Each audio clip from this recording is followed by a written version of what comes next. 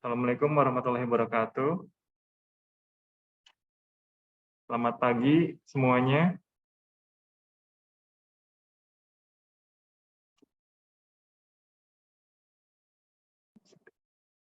Suaranya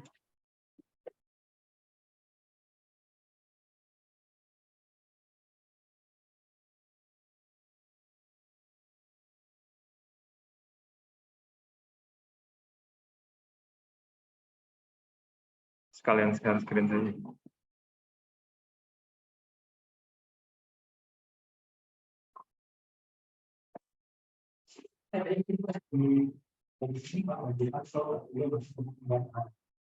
Oh iya.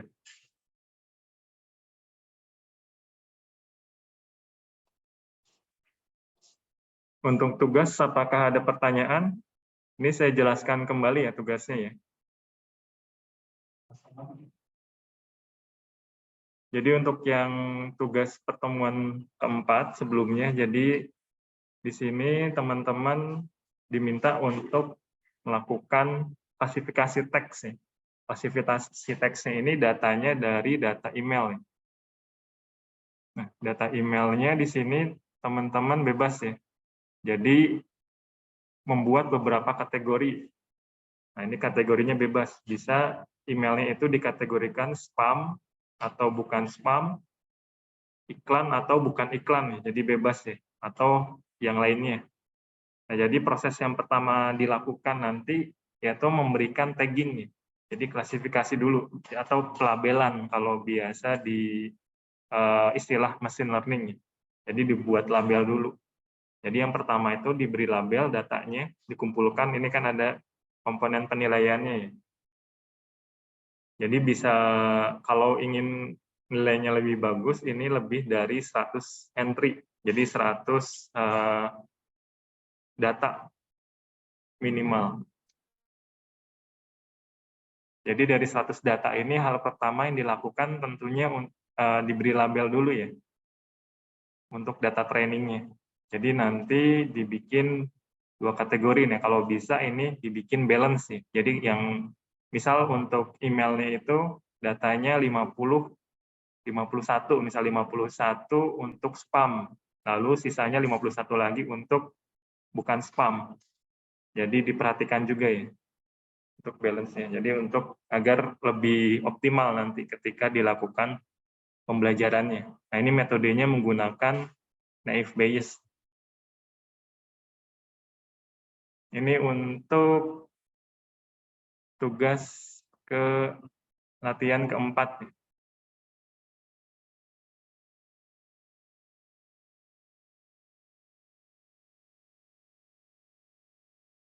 Untuk yang sebelumnya ini ada pertanyaan juga ya dari Osama yang regex sih. Ini saya lihat lagi.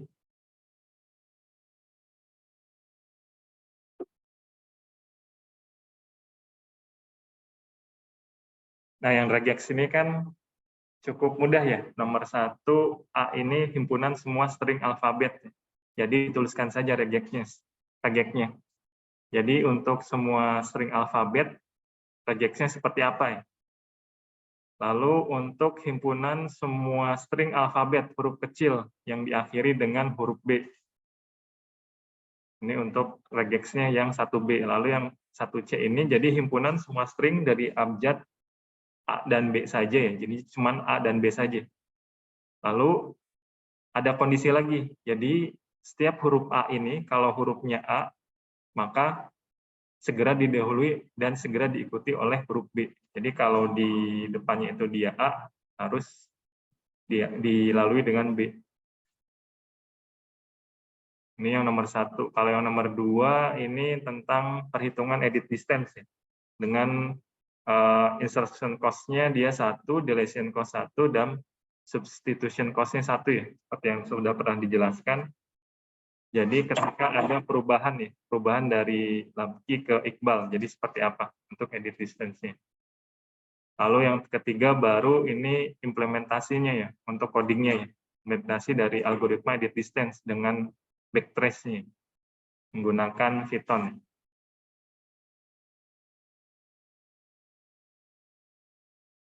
Jadi teman-teman coba ya untuk latihan.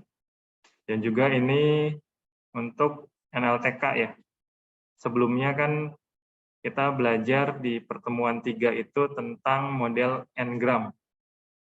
Nah ini kalau teman-teman pakai library dari NLTK, ini ada dataset yang bisa langsung digunakan, itu yang Brown ya, yang pernah saya jelaskan.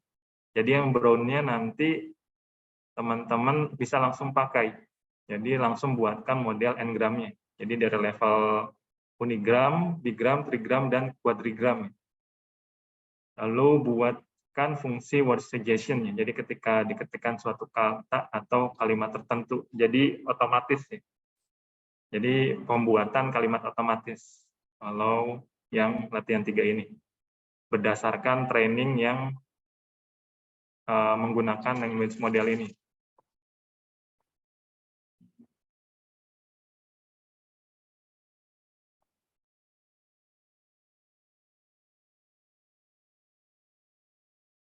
Ini dari latihan ya, latihan sebelumnya.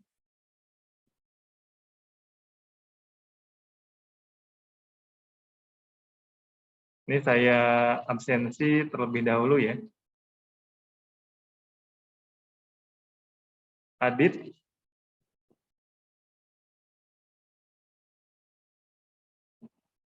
Hadir, Pak. Adit hadir. Erlan.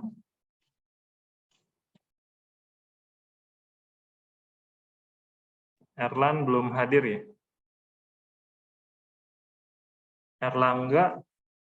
Erlangga ini sama Fahrul sudah keluar ya berarti? Sudah pernah masuk ya? Kalau Erlangga belum tahu ya?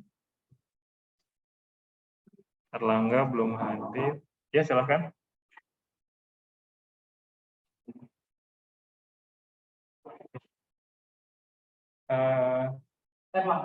Erlan. Ini Adit. Oh.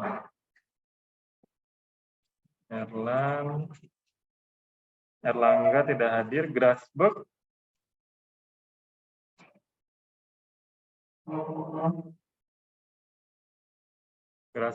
Hadir ya. Kartika. Oh lagi di jalan.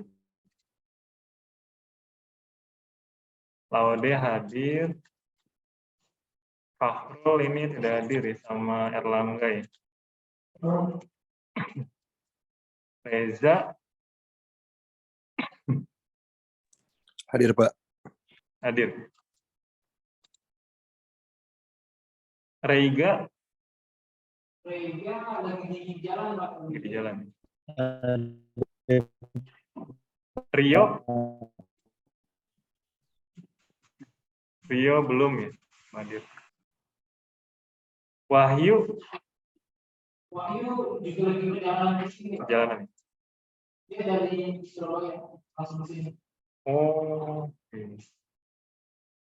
Surabaya pakai kereta atau? Tadinya awal itu orang di perjalanan kereta. Oh, iya. Julfa hadir ya?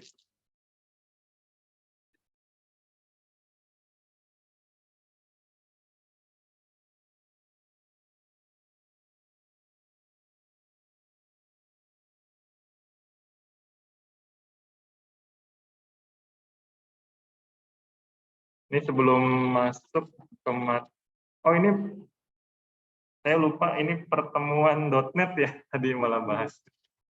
Lupa ini. Ini untuk yang kita .NET dulu ya berarti ya. Yang .NET dari pertemuan sebelumnya ada pertanyaan? Sebelumnya kita belajar mengenai koneksi ADO.NET ya. Sudah pada bisa untuk koneksinya?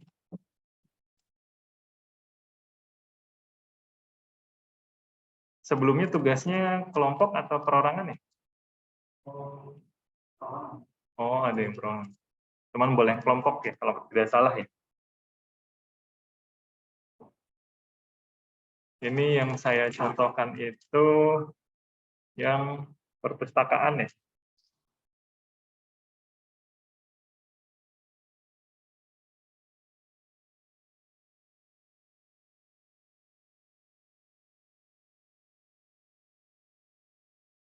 Ada kesulitan? Sama? Atau Adit? Atau Erlan? Atau yang lain?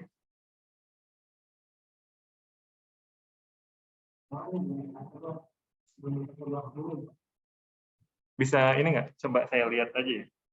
Saya bantu.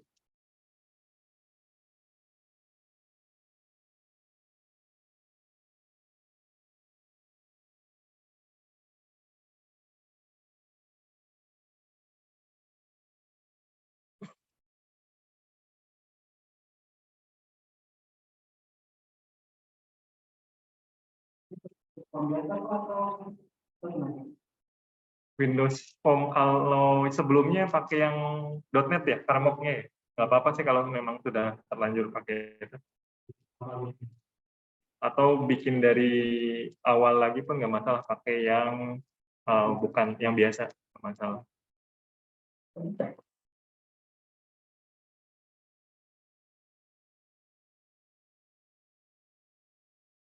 Bisa saya lihat.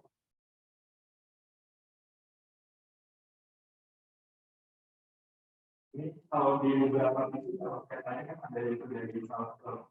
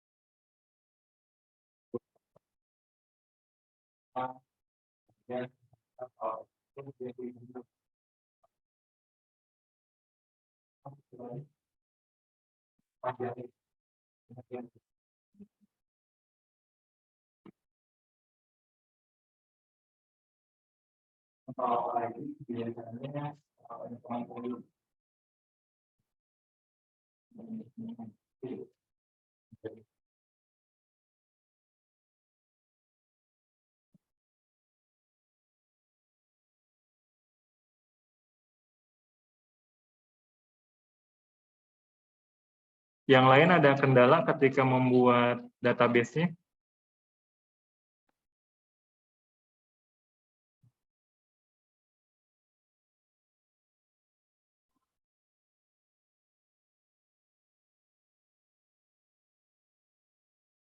Oh,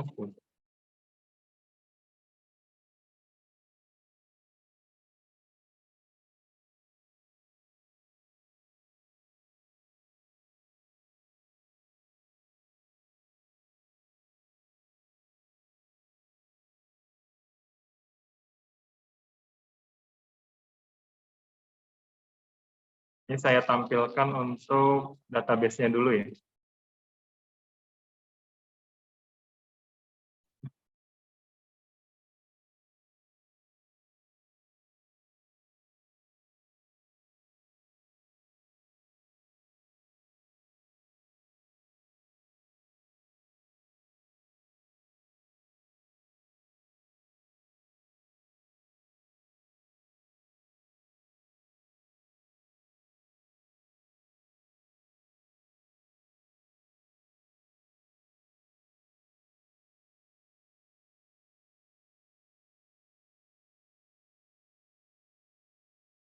Ini di tampilan dari database-nya. Ini ada, kalau di saya ini saya buat database-nya ini perpustakaan. Ini perpustakaan baru saya buat tabel buku. Di sini ada tabel buku, untuk kolomnya sendiri saya buat 3 ya. Ada ID, ada name, sama description. Jadi kalau dilihat di desainnya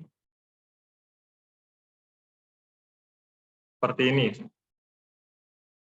Jadi di sini ID-nya integer, lalu name-nya ini varchar dengan 50, description-nya teks ya, karena bisa panjang nih. Jadi di setnya teks. Dan juga kalau teks ini dia menerima ini ya, inputan seperti enter dan segala macam. Jadi lebih fleksibel kalau yang lebih panjang. Lalu untuk mengesetnya di sini ID-nya diset sebagai primary key.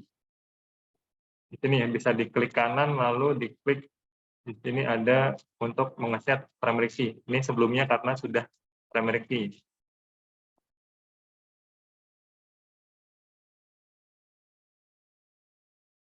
Ini saya coba buat satu tabel lagi. Ini ID juga ya, ID. Lalu tipe datanya integer. Ini saya mau buat tabel user.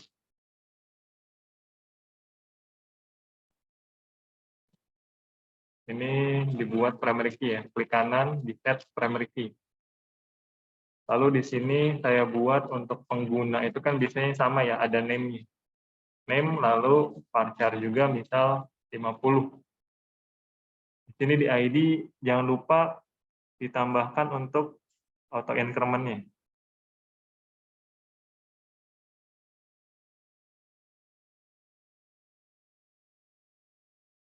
Ini di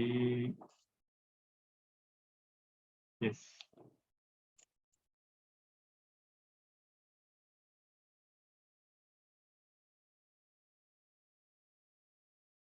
Nah, ini untuk auto increment-nya. Lalu untuk user itu biasanya ada name, ada password. Password-nya kita set varchar juga. Lalu biasanya itu ada role. Role-nya di sini kita buat integer saja. Jadi ini bisa, misal 1 ini diset sebagai admin atau 2 ini user biasa.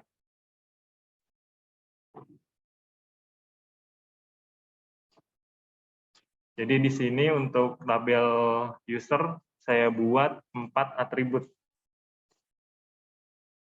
Ini users.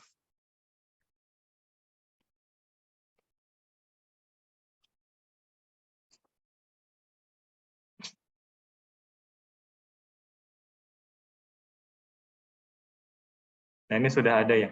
Jadi ada dua tabel. Books sama users.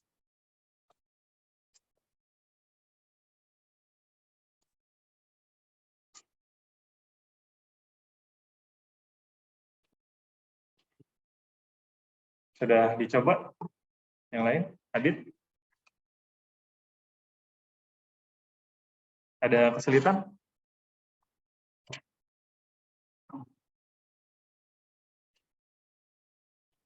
Sama masih coding.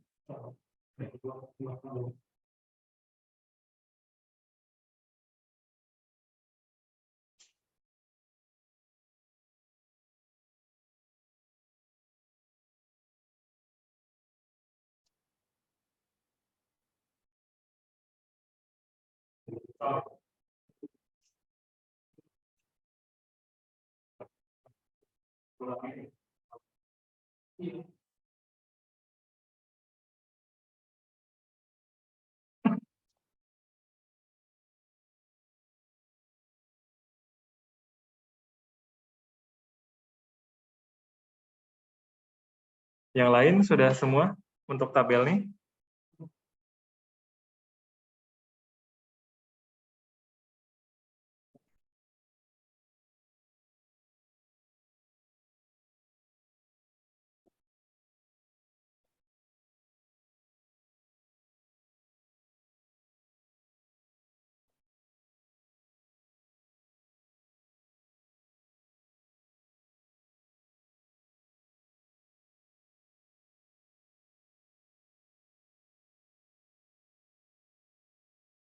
Ini untuk SQL.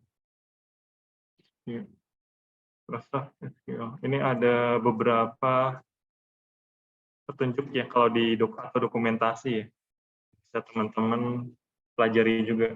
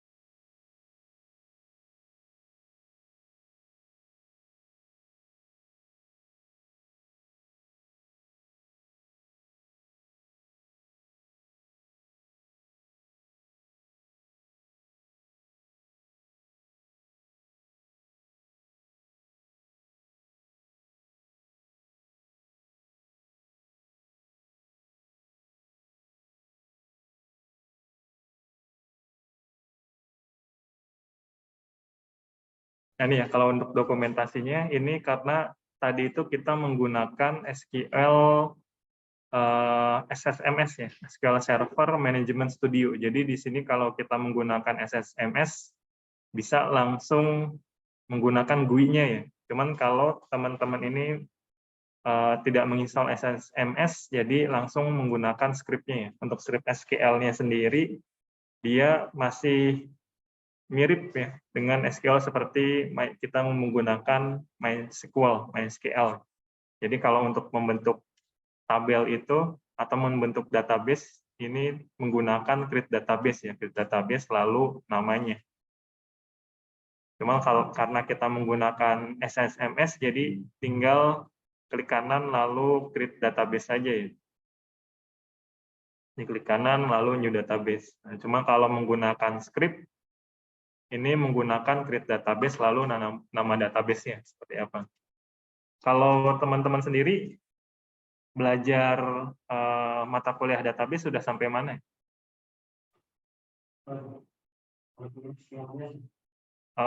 Sudah relasi atau sampai mana?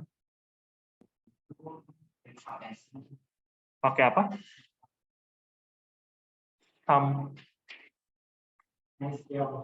XAMPP.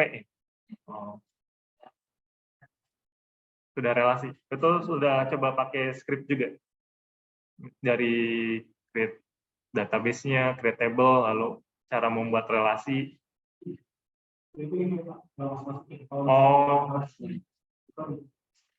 Di PHP MyAdmin nih, berarti. Normalisasi dan lain-lain masih belum masuk situ ya, langsung di prakteknya.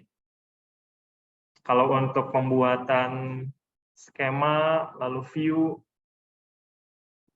start prosedur masih belum ya? Belum. Trigger dan segala macam belum. Ini tadi pertama itu pembuatan database sih. Ini kalau untuk melihat database-nya ya, kalau menggunakan script ya. Nah, biasanya kalau menggunakan script, pertama itu kita harus use dulu ya. Jadi, kalau menggunakan command prompt, tanpa menggunakan UI-nya ya, itu kita harus use dulu. Jadi, misal di sini kan database-nya sendiri namanya perpustakaan ya. Jadi, kalau kita mau masuk ke database perpustakaan ini, kalau menggunakan script ini menggunakan use dulu. Jadi use nama database-nya. Jadi kalau di sini saya itu use perpustakaan berarti. Baru ini di go ya. Baru ini untuk query select-nya. Select itu untuk melihat datanya. Jadi contohnya di sini saya mau coba lihat untuk tabel books-nya ya. Jadi select ini sudah dibuatkan juga ya query-nya. Jadi select top 1000. Jadi select top 1000 ini dengan kolomnya yang ditampilkan apa saja. From-nya ini dia tabelnya, tadi tabel books. Nah ini datanya sudah ditampilkan. Ini informasinya ada ID, name, dan description. Jadi sesuai yang ada di sini. Jadi kalau mau semua pun bisa pakai bintang nih, untuk menampilkan semua informasinya.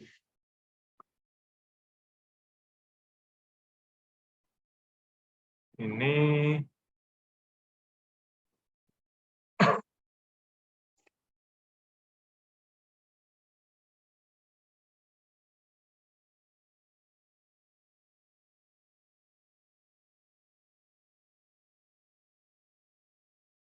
di sini untuk tambah file ya, tambah file lalu informasi lain.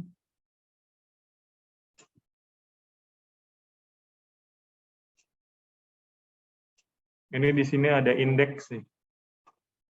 Nah, indeks ini biasanya di database ini kalau kita membuat suatu tabel, apalagi MySQL ya, teman-teman biasanya makanya sebelumnya MySQL ya di pelajaran database ini wajib kita buat indeks.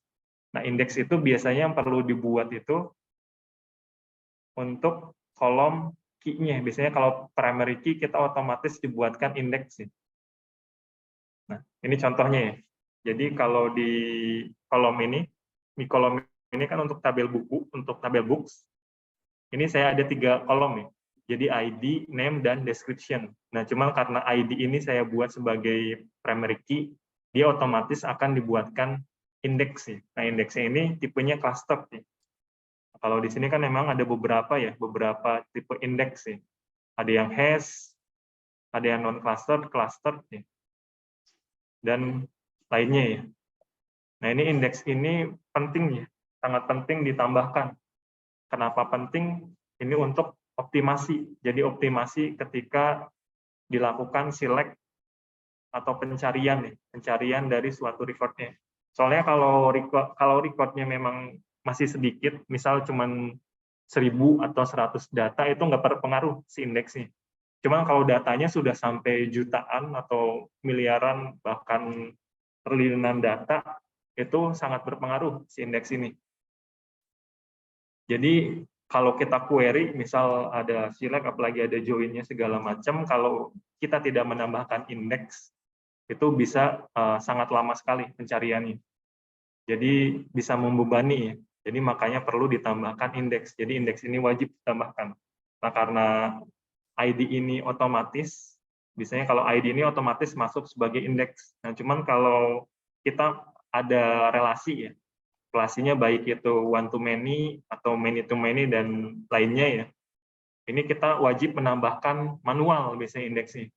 Jadi contohnya di sini saya tambahkan tabel lagi ya. Ini contohnya tabel transaksi. Tabel transaksi di sini ada user ID ya, contoh user ID, ledger, dan juga book ID ya. Ini saya coba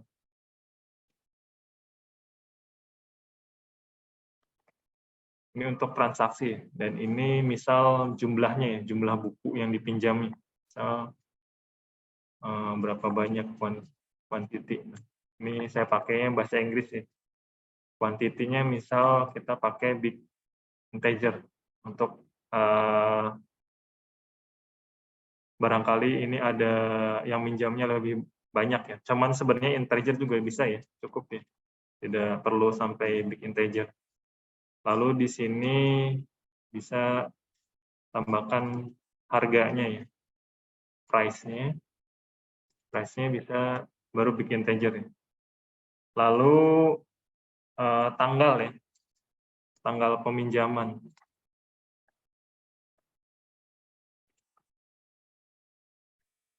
Sunset date bisa kita pakai date time ya. Date time ada tidak di SQL Server. Biasanya kadang beda-beda ya untuk tiap database kayak misal MySQL dengan SQL Server atau Postgre itu biasanya kadang ada perbedaan tipe datanya. Nah, ini ada date time nih. Date time ini dari selain tanggal, bulan, tahun, ini juga kita menyimpan informasi jam, menit, detik sampai dengan milisekundnya, milidetiknya disimpan kalau untuk date time biasanya. Ini jangan lupa dibuatkan primary key-nya ya untuk ID-nya. Lalu ditambahkan juga indexable tadi untuk identity-nya. Ini indexable-nya udah otomatis ya karena tadi primary key. Dan ini kita tambahkan juga ya indexable-nya. Coba saya save dulu. Ini misal transaction.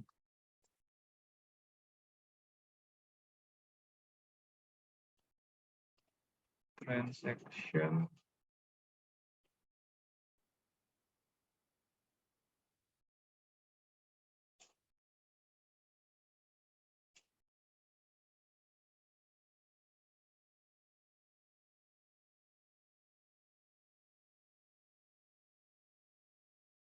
Ini coba, ini kan karena tipenya ini foreign key ya. Foreign key ini biasanya kalau relasi, ini perlu ditambahkan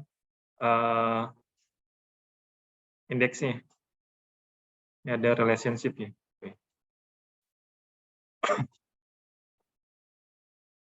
Ini foreign key ini otomatis nanti akan menambahkan indeksnya.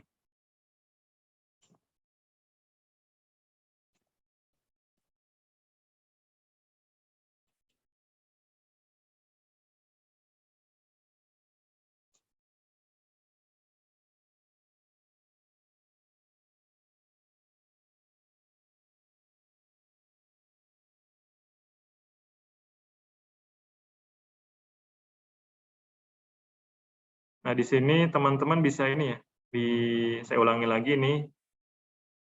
Misal ini user ID ini kita tambahkan foreign key-nya, kita set sebagai foreign key. Nah, ini bisa klik kanan, lalu klik yang relationships. Nah, di relationships ini ada penamaannya sudah dibuatkan otomatis ya.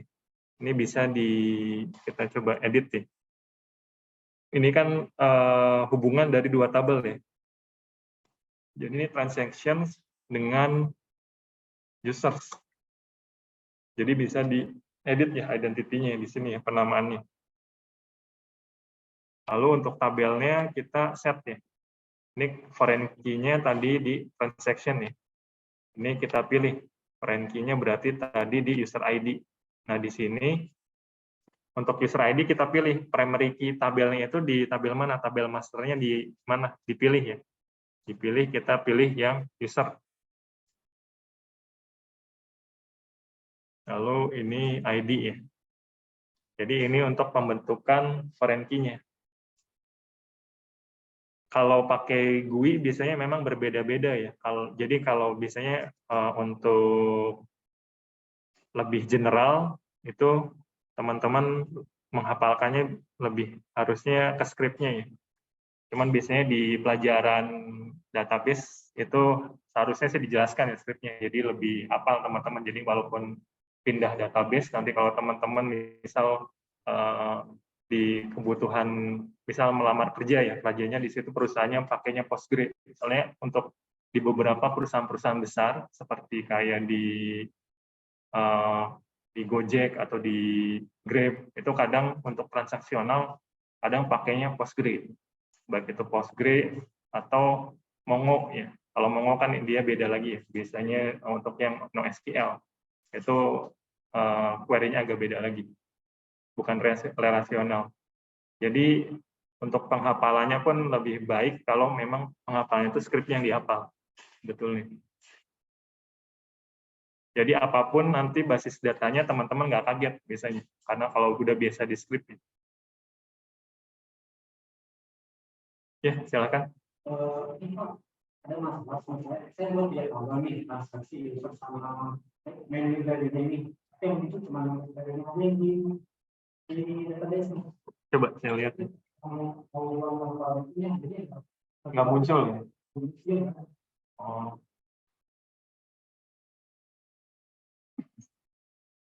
Sebelumnya ini transaksi, ini dia saya tadi bisa tapi saya ditambah di situ dulu, itu bisa dan biasa dia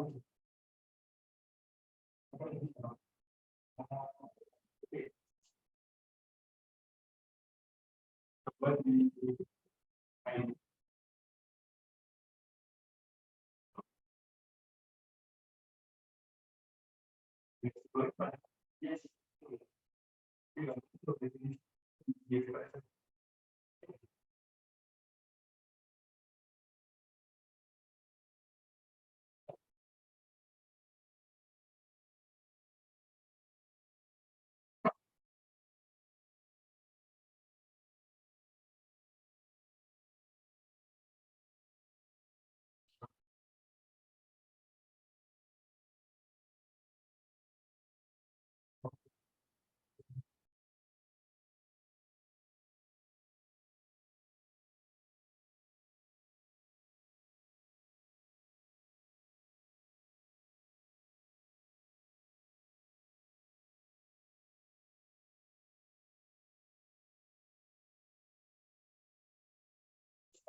yang tadi proyeknya kita tambahkan Tambahkan tampil ini dari tampil dia ditambahkan ini ya kita dengan ini di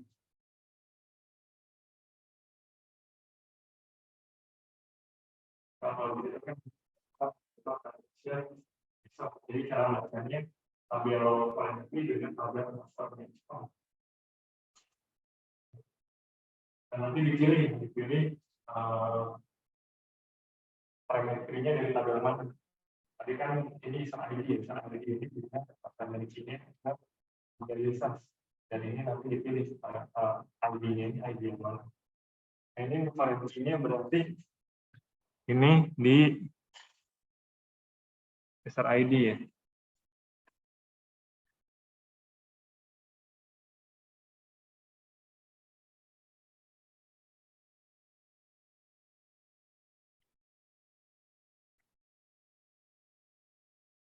Ini saya coba klik OK dulu ya. Saya coba simpan.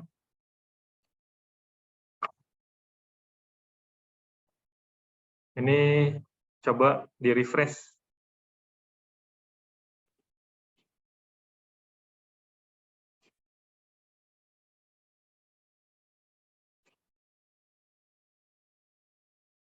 Ini munculnya belum muncul ya. Oh, belum lagi Pak, kalau kulkas penambahannya tadi. Kalau belum, Kenapa? selain penambahan ini, selain dari sini, Ya.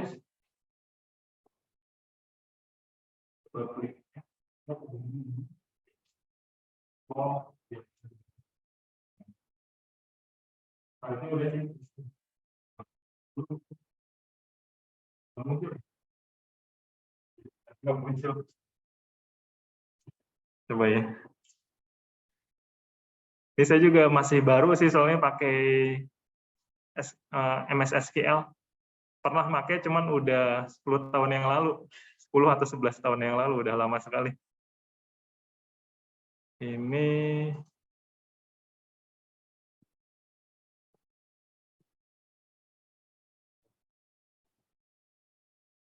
udah semua ya harusnya.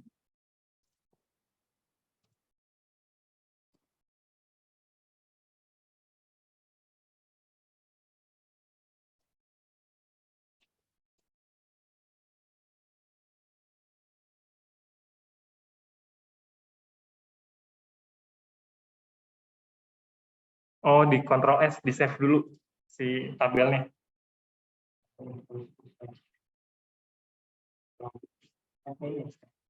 Ctrl S nanti di refresh lagi. Nanti ini muncul ya keys-nya.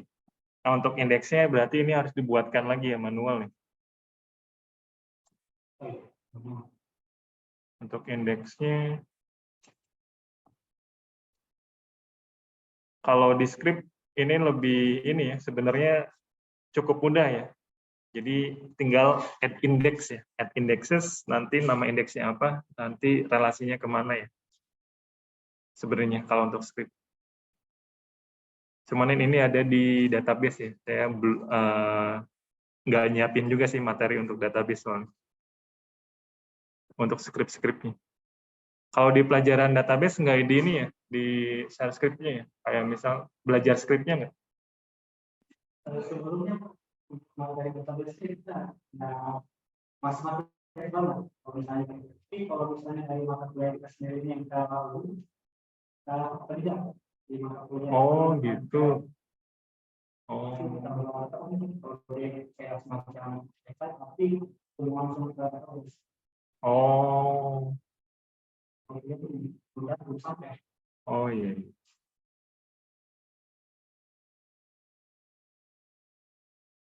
Ini bisa tambahkan ya untuk indeksnya. Ini namanya misal indeks. Untuk indeks ini biasanya dia harus unik ya.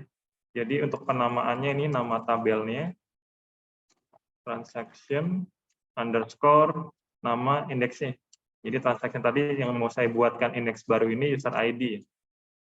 Jadi transaction user ID. Biasanya kalau ini penamanya otomatis tadi dibuat IX ya. Jadi kita ikutin saja ya depannya IX, tidak diubah baru ini transaction underscore user underscore ID.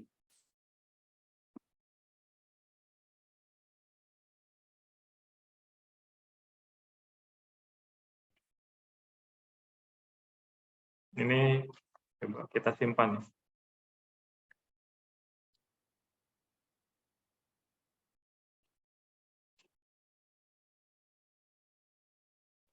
Ini kalau disimpan, ini kan tandanya bintang ya, di tabelnya tadi ya. Ini berarti kita perlu save dulu. Kita save, Ctrl S ya. Lalu harus di-refresh lagi ini. Object Explorer nih. Nah ini kita berhasil menambahkan ya, indeksnya ya. Nah ini ada perbedaan nih, logonya. Kalau ini indeksnya dari primary key, dan ini indeks yang kita buat. Ini sangat penting sekali ya kalau teman-teman nanti sudah di project, apalagi di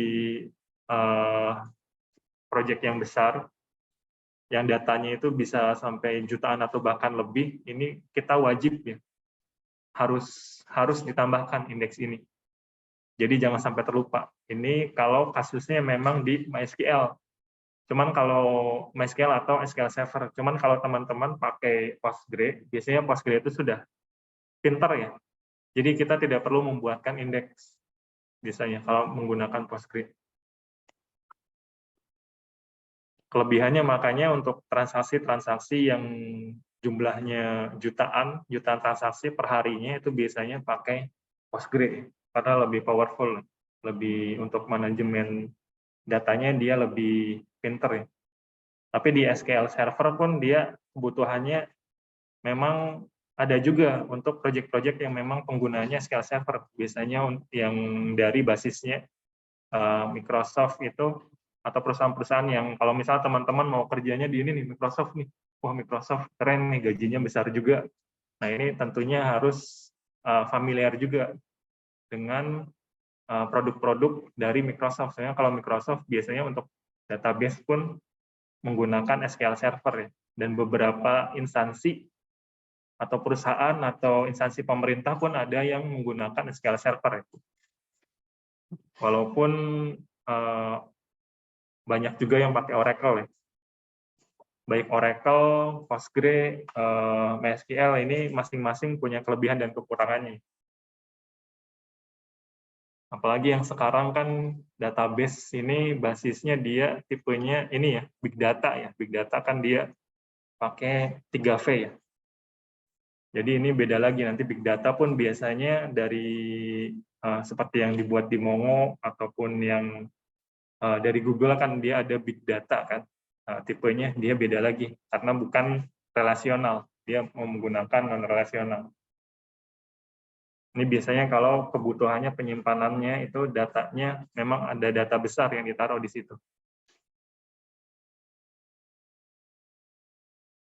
Nanti kalau teman-teman pun biasanya kalau project kan pasti ada file-file yang diupload ya.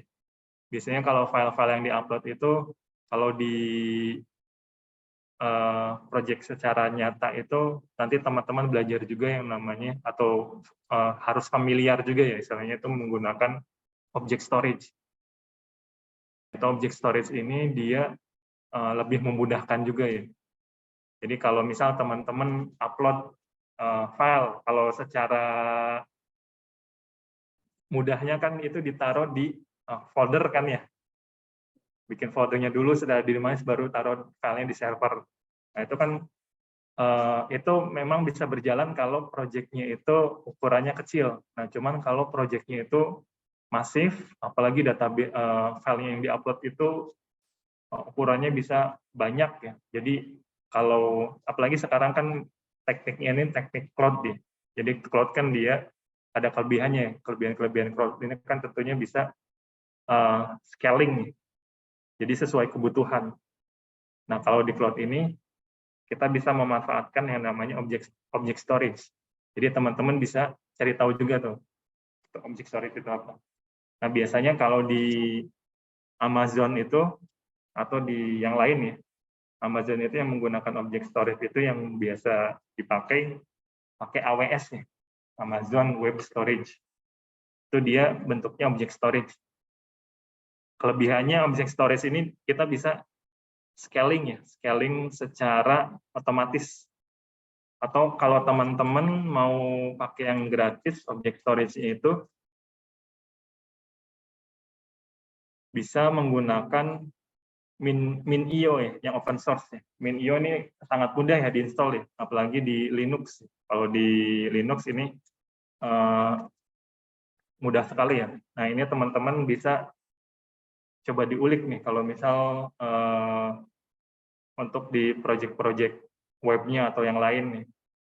Soalnya kalau saya lihat pun yang ketika pemilihan ketua BEM ini kayaknya yang buat dari mahasiswa ya webnya ya. Itu teman-teman bisa coba ulik-ulik teknologi-teknologi yang kira-kira memang mengikuti perkembangan zaman ya. Jadi karena untuk IT ini istilahnya itu harus terus belajar ya kalau IT ya, karena perkembangan teknologinya sangat cepat ya. Nah ini MinIO ini gratis ya, open source-nya, jadi teman-teman bisa pakai untuk object storage-nya. Nah ini MinIO ya, teman-teman bisa coba-coba ya, kalau misalnya pengen belajar lebih lanjut nih, untuk database kan biasanya kalau untuk ditaruh file juga kan berat ya, untuk file upload menggunakan database. Nah biasanya bisa menerapkan object storage ini. Apalagi di sini kan sudah menerapkan containerisasi ya, Docker ya. Ada yang tahu Docker? Sudah belajar Docker? Belum ya? Jadi teman-teman coba cari tahu juga Docker, soalnya sekarang perkembangannya itu dia rapid development nih. Jadi kalau dari Docker sendiri kan CI/CD-nya dia sudah otomatis ya, continuous integration sama continuous delivery development ya. Jadi memang sudah lebih mempercepat ya untuk developnya. Nah kalau untuk MinIO ini dia sebagai object storage, jadi contohnya itu mungkin lebih jelasnya harusnya di sini ya. Coba saya ada penggambarannya nih.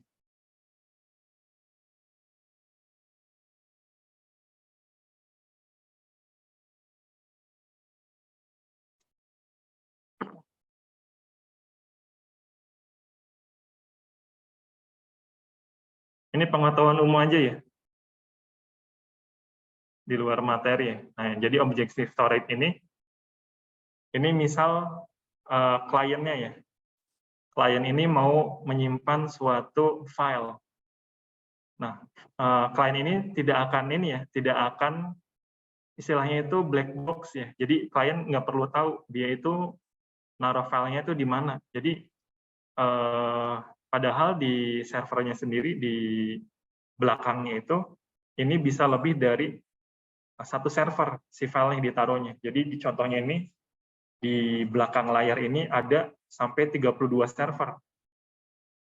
Jadi ketika menyimpan suatu file ini si filenya bisa ditaruh di server keberapa, ini udah otomatis nanti. Jadi makanya si object storage ini ketika server kita misal Osama kerjanya di Tokopedia atau di Goto nih misalnya setelah lulus. Jadi di Goto sendiri kan di Tokopedia dia untuk menyimpan file, biasanya kan kalau belanja di Tokopedia kan dibuatkan seperti dokumen kan ya, ada dokumen invoice. Nah dokumen invoice itu satu transaksi satu invoice.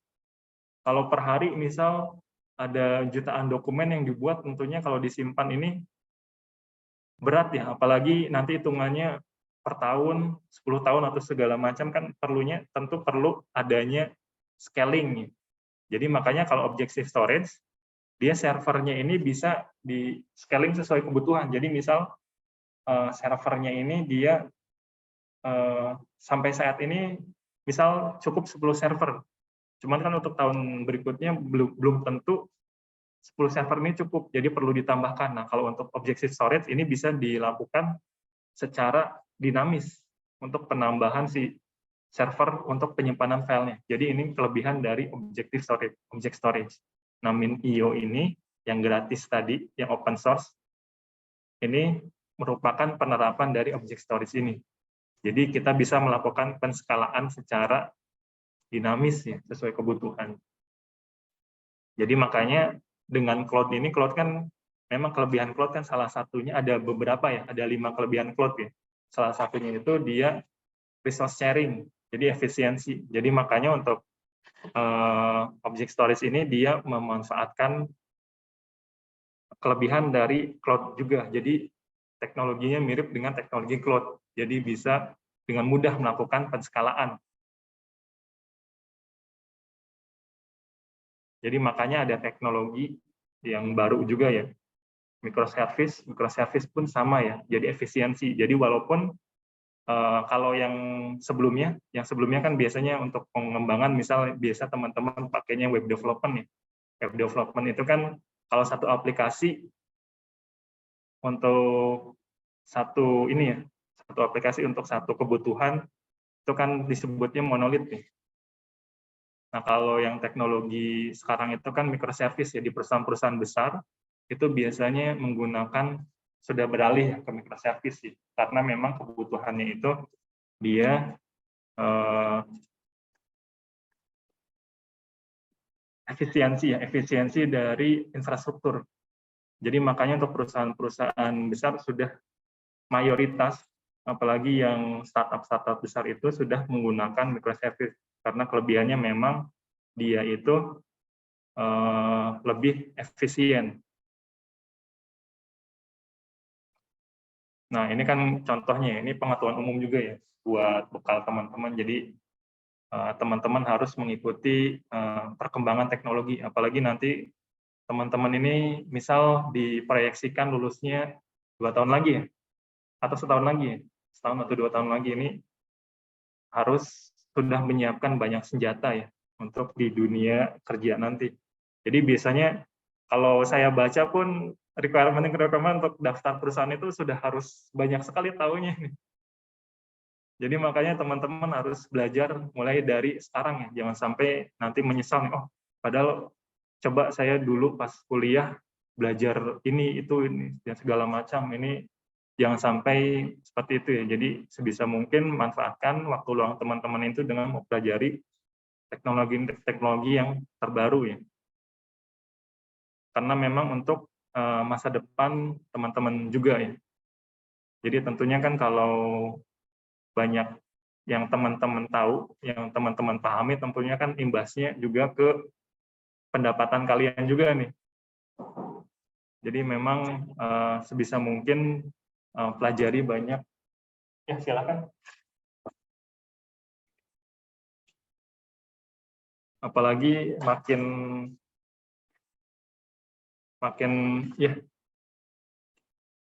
berkembangnya zaman ini, persaingannya semakin banyak. Jadi buktikan nih lulusan ITS kualitasnya mumpuni semua nih, terdepan. Apalagi teman-teman angkatan pertama nih, TTS nih. Angkatan pertama kan ya? Betul ya? Nah, ini pengetahuan umum juga ya, microservice ya. Jadi kalau untuk pengembangan atau develop dari aplikasi sendiri kan dia tipenya monolit ya. Kalau monolit itu jadi satu aplikasi ini mencakup semuanya dari bisnis logic, dari UI, dari data akses ini di satu tempat. Nah, kalau untuk microservice ini dia dibagi-bagi lagi ya, di breakdown nih. Jadi dia itu istilahnya fine grained service ya. Jadi bagian terkecil ya. Jadi suatu fungsi ini dijadikan satu bagian saja atau satu kontainer di microservice. Jadi misal kalau di aplikasi, misal untuk aplikasi buku, peminjaman buku tadi, perpustakaan. Nah, nanti kalau di microservice ini bisa satu microservice ini satu fungsi. Jadi nanti dibagi-bagi. Nah, ini kebutuhannya apa? Tentunya kebutuhannya untuk efisiensi dari resource-nya. Jadi nanti misal, karena untuk teknologi yang terbaru itu ya, seperti Kubernetes atau Docker Swarm itu dia otomatis nanti menskalakan. Kayak misal untuk di buku yang paling banyak ini, di jam sekarang ini layanan untuk transaksi melihat bukunya. Nah, ini nanti otomatis nanti yang diskalakan resource-nya itu yang untuk misal microservice penglihatannya saja, yang lainnya bisa lebih kecil. Jadi memang untuk efisiensi ya microservice, dan juga untuk kecepatan dari pembangunan dari suatu proyek. Kalau nanti teman-teman kalau kerja ya, kalau sudah bekerja di suatu perusahaan, biasanya per minggu atau per 2 minggu itu sudah dibuatkan deadline-nya. Jadi satu fungsi itu harus jadi. Jadi kalau biasanya di perusahaan itu untuk project manajemennya itu biasanya menggunakan Scrum. Kalau perusahaan-perusahaan sekarang, nanti teman-teman juga belajar juga teknik Scrum itu seperti apa. Nah, Scrum itu biasanya dibagi menjadi suatu sprint. Jadi makanya ketika teman-teman nanti misal ada project untuk membuat perpustakaan.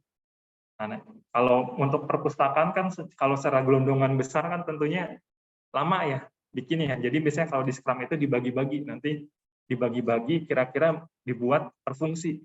Nah, satu fungsi ini dibuat maksimal bisa dipakai 2 minggu kalau Scrum. Jadi makanya dipecah fungsinya itu kira-kira 2 minggu itu harus sudah selesai fungsinya. Misal satu fungsi peminjaman nih, misal peminjamannya itu harus 2 minggu sudah selesai. Nah, untuk pengecekannya sendiri kan tentunya 2 minggu sudah selesai kan harus bisa langsung dites ya. Nah, microservice pun sejalan ya dengan Scrum ini. Jadi satu sprint ini misal satu microservice, jadi sudah bisa dilakukan pengecekan, sudah bisa dites. Seperti itu ya. Jadi makanya teknologi-teknologi baru ini penting sekali ya, apalagi nanti teman-teman mau jadi programmer, misalnya kan harus belajar juga ya, banyak hal tentang programming. Cuman kalau di ITTS mayoritas ke networking, security, atau apa ya biasanya? Beda-beda ya?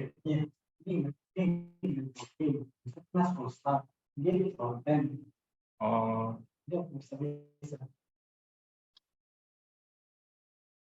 Kalau untuk mata kuliah security itu pernah belajar apa aja, teman-teman? Oh, sudah pernah belajar apa aja yang tentang security? Di sini. Di sini. Kalau di sini lebih banyak ke arah jaringan. Security jaringan berarti ya? Iya. Cyber security juga.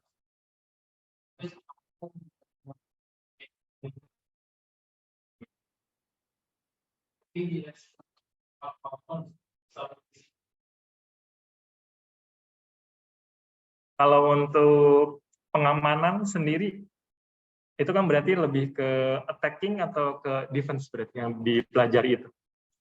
Dua-duanya, Pak. Dua-duanya ya?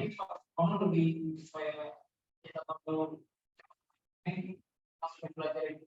Cara teknya juga ya? Cara teknya dulu, baru pengamanannya seperti apa ya? Iya. Kalau yang secara preventifnya kayak misal untuk apa ya contohnya ya?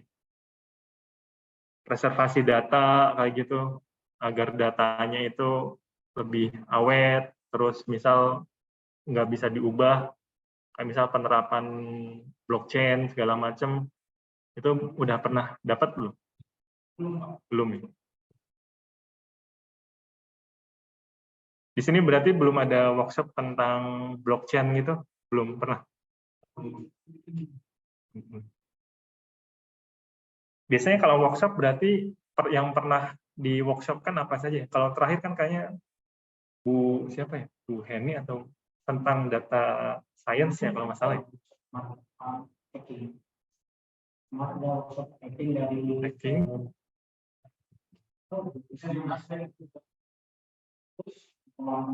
itu workshop IoT. Oh, IoT sudah pernah ya? Langsung Arduino-nya yang apa? Virtual atau ada IoT-nya? Arduino-nya. Berarti per peserta dapat ini atau per kelompok biasanya? Per kelompok. Oh iya, iya. Berarti pernah belajar itu sensor apa aja yang dipasang di Arduino? Oh nggak ikut? Apa aja dulu IoT?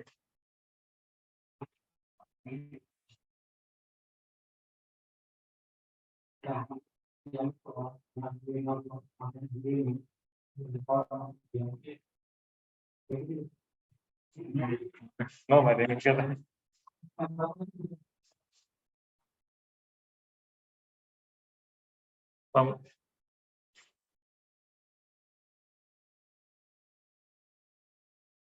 lumayan banyak juga ya workshopnya berarti ya. Iya. Cuma memang ada spesialisasinya ya, teman-teman kan milih spesialisasi masing-masing. Kalau untuk Ostama sendiri tadi full stack kan ya? Full stack-nya pakai apa, Bin? Kalau masih ada sistem waktu itu sama Python ada Laravel. Oh, Laravel PHP ya? Isinya Iya. tapi dia masih belum pakai microservice sih, nggak tahu kenapa, gimana caranya supaya udah mempersiapkan microservice.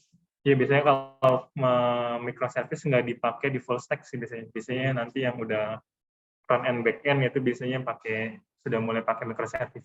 Cuma memang untuk pembelajaran awal untuk yang masih dasar memang lebih gampang ditangkap yang full stack dulu sih memang. Full stack. Laravel berapa itu? 8. Sekarang jadi berusaha untuk terjadi konsultan dalam bentuknya. Oh iya ya. Memang kalau untuk di Indonesia paling banyak PHP sih. Jadi memang apalagi PHP itu paling booming, dia paling banyak dipakai Laravel sekarang.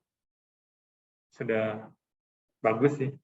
Kalau memang itunya ke arah situ pakai Laravel sudah ini. Jadi diulik aja sih Laravelnya, baca dokumentasi segala macam keamanan.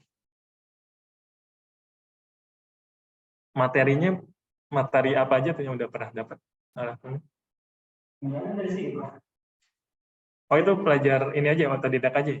Ya, dan itu sama urusan dulu diskusi sama Aisan. Oh, Aisan di mana ya?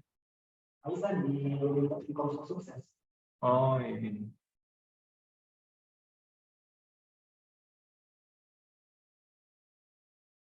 Sekarang mungkin tidak terlalu kuat. Mobile ya?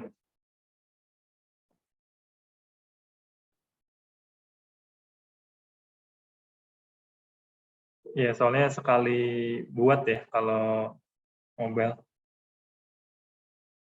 Kalau JavaScript itu udah pernah juga Mas sama? Kayak React atau segala. Pernah saya teknik kalau jauh itu tidak kuat. Oh iya. Jadi dulu fokusnya dulu nggak bisa dia ini bahas nanti tapi dengan kuat maksudnya apa kita tidak apa membawa.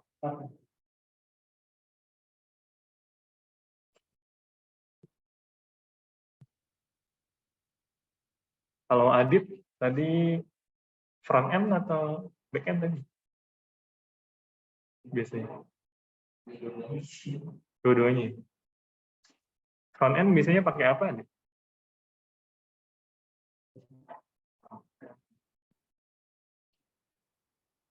Nggak pakai framework atau pakai framework tertentu?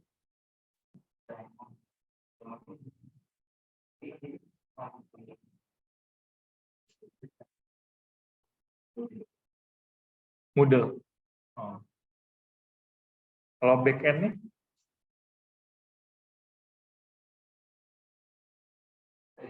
Back end-nya biasanya pakai Laravel. Oh.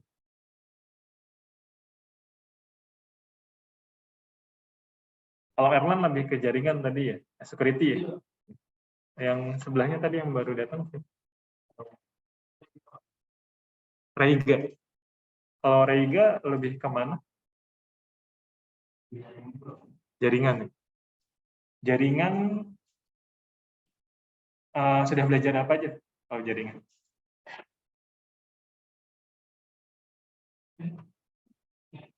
Pernah ini nggak crimping segala macam gitu? Crimping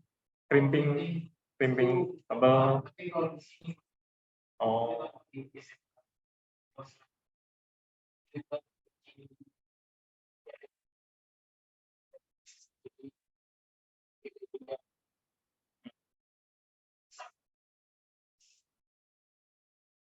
Kalau setting firewall gitu, bikin firewall kayak belum ya. Hai. Yang open source apa? IP Sense ya? Saya lupa. Udah lama nggak ini jaringan salah. Open source firewall saya agak lupa. Biasanya kalau di Linux kan selain IP table kan ada tuh yang lebih powerful.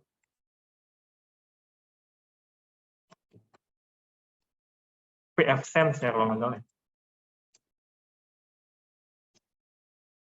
Iya, pfSense. Biasanya kalau ini kadang pakai pfSense kan ya.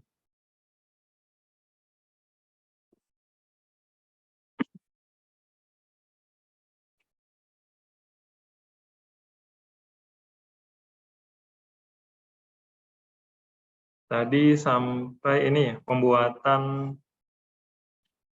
database ya. Tadi sampai indeks ya. Indeks, kalau untuk mata kuliah ini cukup ya, cukup sampai pembuatan tabel aja ya. Sebenarnya ini kalau mau nyambung lagi, ini bisa pembuatan view.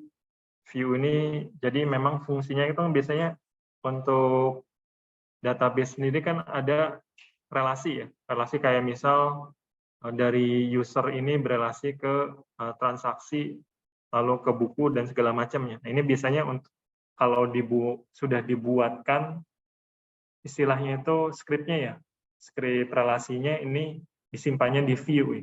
Jadi lebih nanti di codingannya bisa langsung tinggal dipanggil view-nya.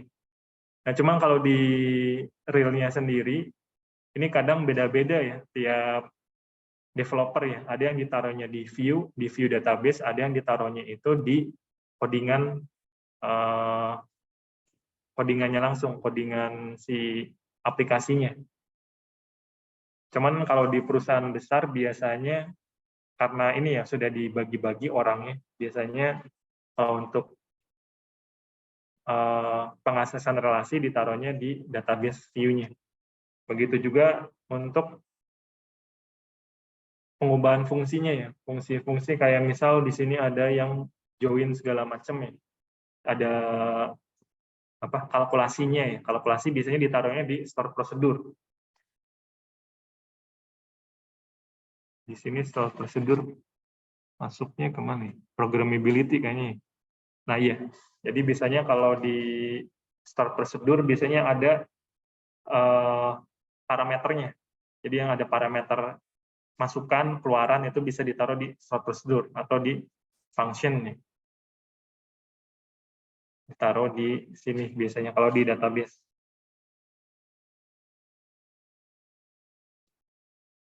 Kalau trigger ini biasanya kalau otomatis ya, kalau suatu tabel ada kondisi tertentu yang terpenuhi nanti otomatis dieksekusi. Ini biasanya bermainnya nanti di trigger.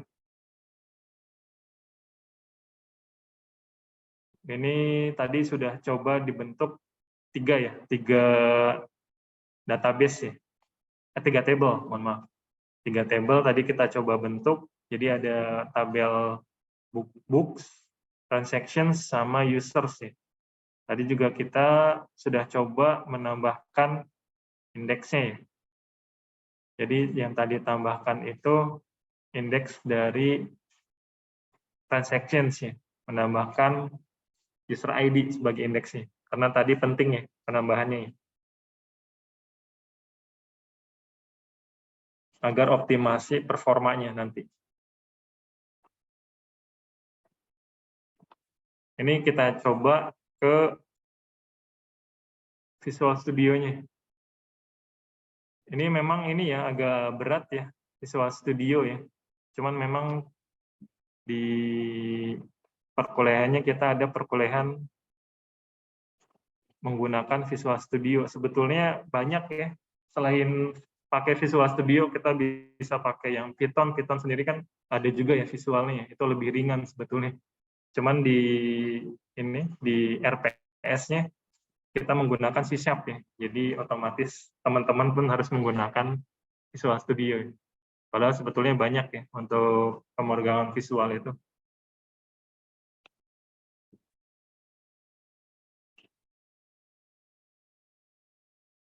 Ini contoh formnya ya.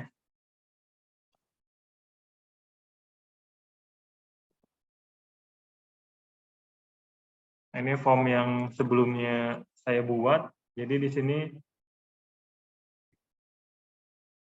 bisa diubah ya propertinya ya. Propertinya juga ini kayaknya Visual Studio saya agak ngehang juga. Nah ini. Nah ini saya masih namanya form 1 ya, bisa diubah ya. Di sini di teks ya, kalau ingin mengubah penampilan dari namanya. Jadi ini misal sebelumnya ini buat buku ya. Nah, ini nanti berubah ya teksnya. Kalau untuk penamaan variabelnya, variabel dari formnya ini bisa diubah di name-nya. Ini masih pakai yang form 1.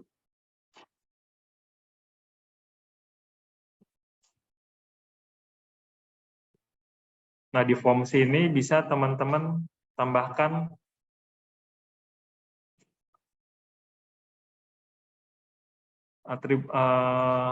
seperti label dan segala macam ya di toolbox-nya. Nah, ini saya tambahkan 3 label ya. Ada label ID, label name, label description. Nah, ini fungsinya untuk informasi saja ya. Jadi informasi untuk di sini misalnya contohnya inputannya ya. Inputannya ini kan ada text box.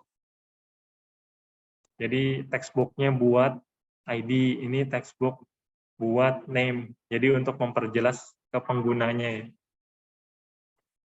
Jadi kalau kita tidak tambahkan label ini user nanti bingung juga ini text box buat ngisi apa. Jadi makanya perlu label di sini ya.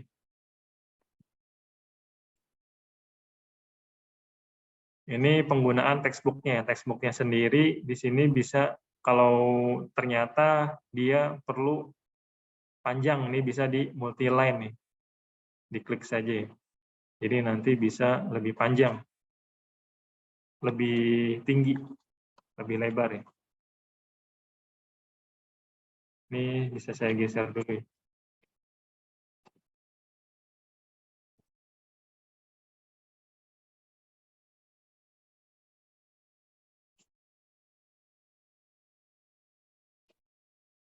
Lalu untuk aksinya, biasanya aksi itu macam-macam ya. Bisa ketika user mengklik suatu tombol, bisa mengetikkan suatu kata ini juga bisa sebenarnya.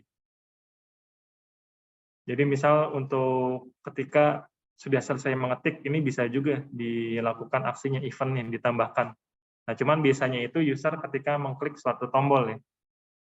Jadi tombolnya ini dibuat ya. Di sini saya ada 4 tombol ya yang dibuat sebelumnya.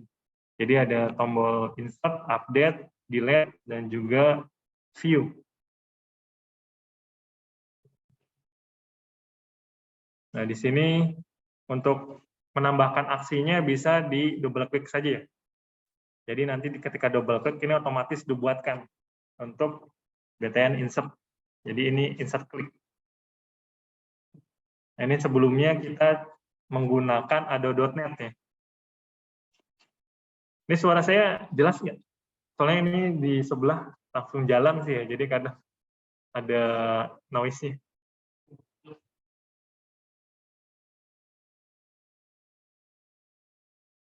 Yang online bagaimana? Jelas suara saya? Yang online cuma Zulfa ya?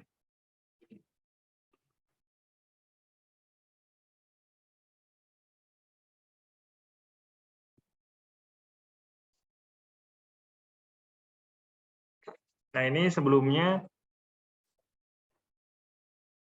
menggunakan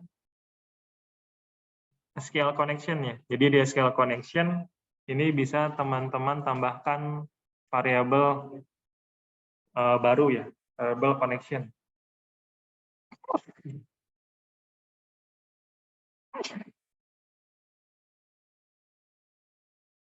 Nah, kalau di SQL Server, di Visual Studio ini otomatis ya, ditambahkan nanti using-nya. Jadi include menggunakan library mana itu, dia sudah otomatis ya ketika menggunakan SQL connection. Ini kita buat Ini saya buatnya ini tipenya public ya, jadi nanti bisa diakses di kelas-kelas lain nih. Kalau tidak salah untuk public, private, dan segala macam itu ada di mata kuliah pemrograman berorientasi objek ya biasanya. Sudah pernah dapat belum mata kuliah pemrograman, mata kuliah pemrograman apa saja nih? OP ya? OP-nya pakai Java kan ya? Kalau tidak salah ya? Oh, PHP? OP-nya PHP?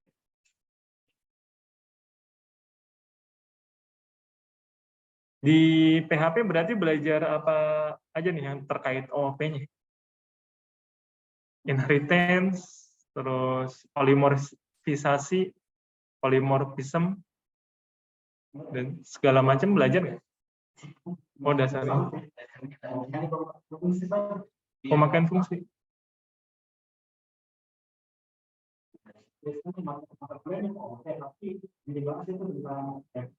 Tentang website, ini terus pasnya bagian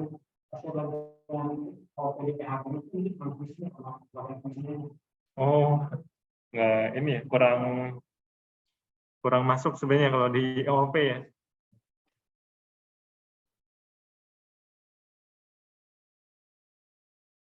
Nah, ini contoh ini ya. Ini saya buatkan variabel public. Nah, ini ada kalau di .NET, di C# ini yang .NET, dia otomatis dibuatkan satu konstruktor ya, konstruktor default. Ya. Jadi yang tidak ada parameternya ya. Ini kalau tidak ada parameternya, konstruktor ini dia otomatis pasti dijalankan. Kalau yang tidak ada konstruktornya. Kalau di Java kan biasanya konstruktornya bisa di overload ya. Bisa di overload. Jadi overload itu menambahkan lebih dari satu parameter, overloading biasanya kalau di Java. Teman-teman belum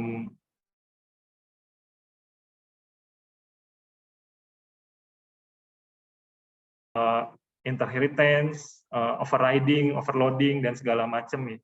Jadi kalau dipakai Java ini lebih banyak sebenarnya dikulik dari pola desainnya juga lebih enak ya sebenarnya. Nah ini jadi ini ada konstruktornya ini konstruktor default tanpa parameter, jadi pasti dipanggil ya. Kalau yang default ini biasanya ketika di run ini. Nah di sini initialize komponen ini sudah default juga ya dari C#-nya. Nah initialize komponen ini yang akan merun si form-nya tadi ya. Jadi yang akan menampilkan tampilan-tampilan ini dia di initialize form tadi. Initialize komponen, mohon maaf. Nah, ini di sini saya tambahkan satu fungsi baru untuk connection tadi, mengisi variable connection yang tadi dibuat, tipenya public. Nah, ini inputannya dia string data source-nya. Data source-nya kalau teman-teman masih ingat ini cukup mudah ya, menambahkan dari si data source-nya. Jadi nanti tinggal di klik kanan saja.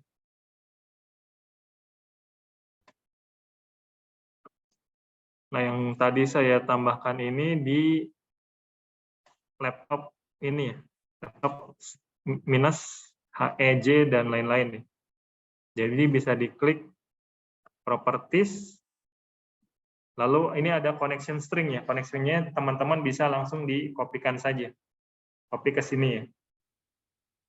Ini saya tambahkan add ini agar bisa dianggap string ya, jadi tidak perlu di sanitasi atau di escape ya karakternya.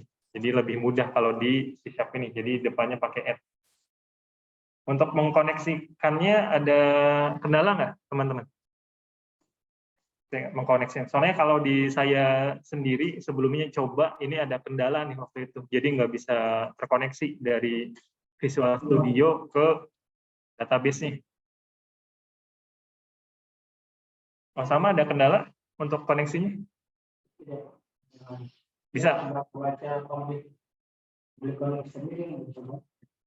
Bisa kebaca ya di database-nya, bisa nyambung. Oh, belum nyambung.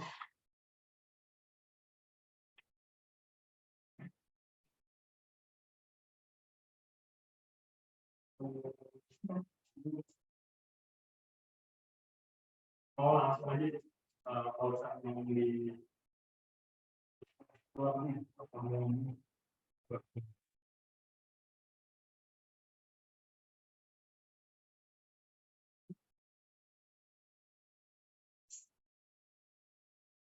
di SQL Server Object Explorer atau dari SQL Server-nya bisa dilihat nih, coba sebentar. Properties connection.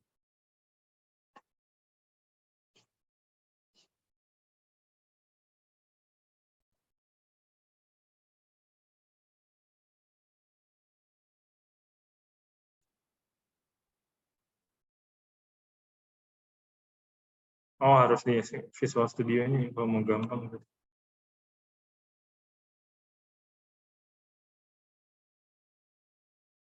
Iya, harus dari SQL Server Object Explorer.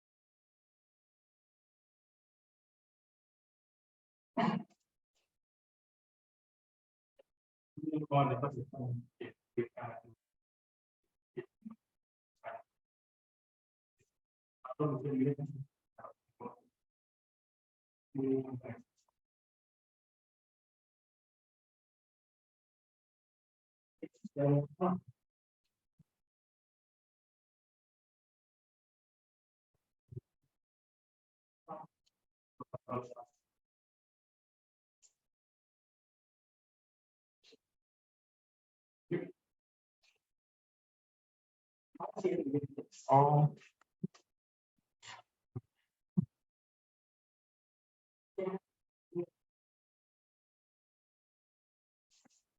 sistem data SQL client.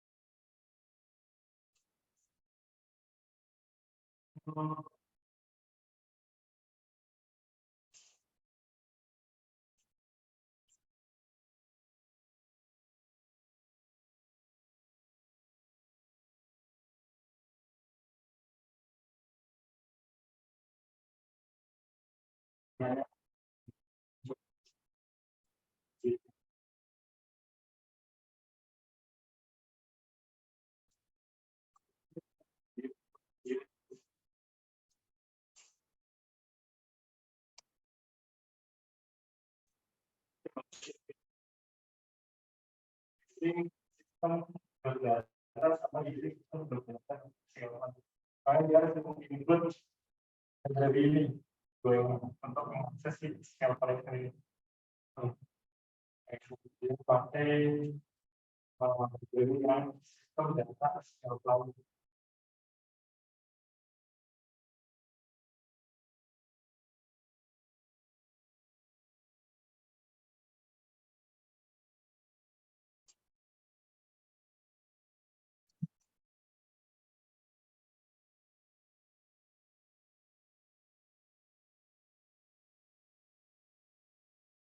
Memang agak berat sih ya kalau Visual Studio.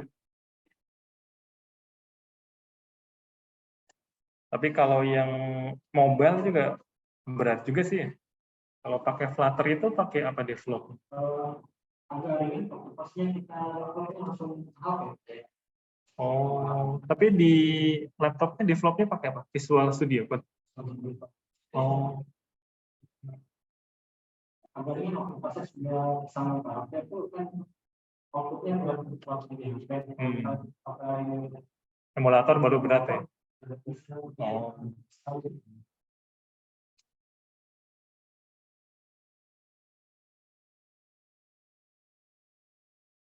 Flutternya Flutter berapa ini sekarang? 3 ya? Atau berapa sih? 3 ya? Flutter soalnya lumayan, bedanya lumayan jauh dari Flutter 2 ke 3.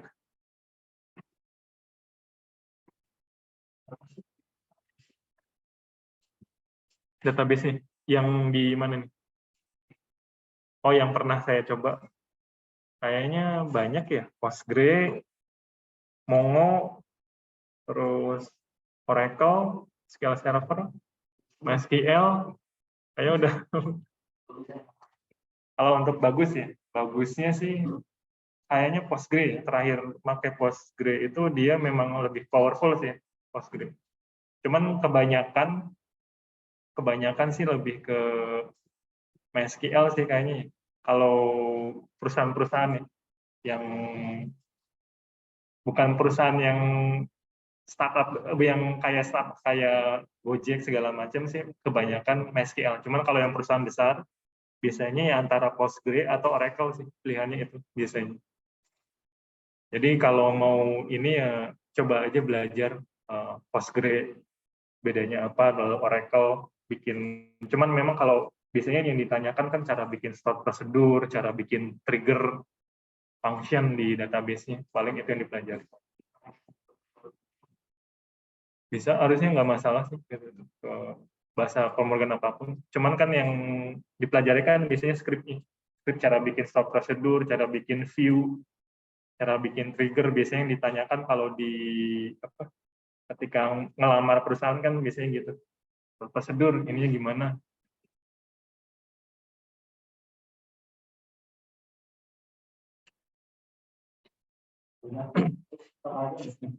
Masih analogik ya?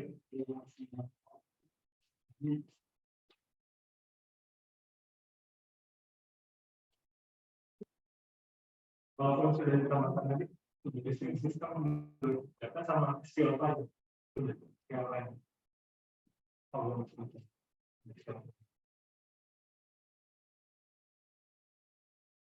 Yang dua ini baris keempat sama baris kelima.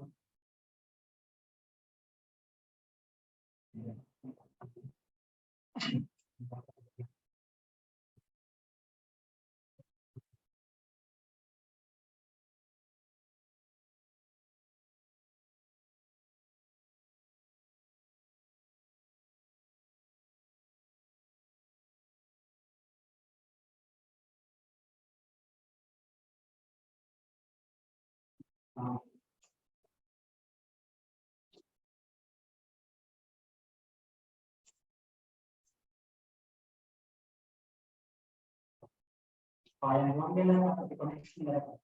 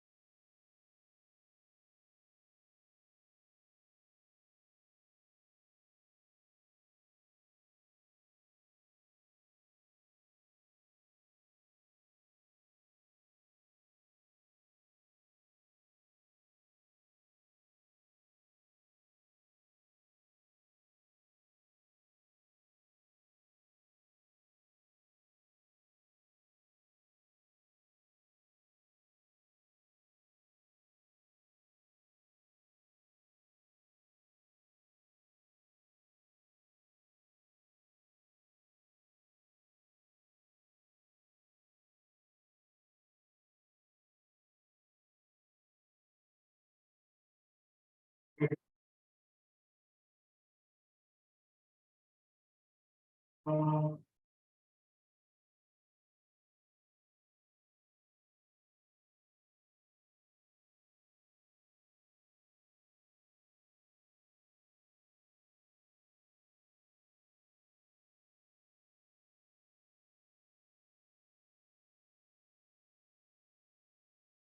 coba bagikan ini ya, solution yang dari saya ya.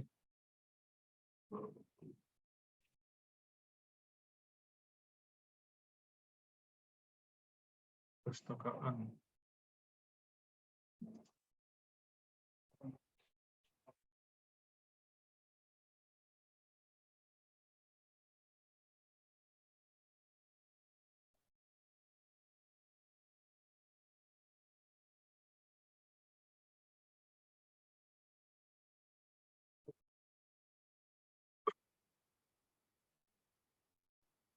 Kalau Zulfa ada kendala?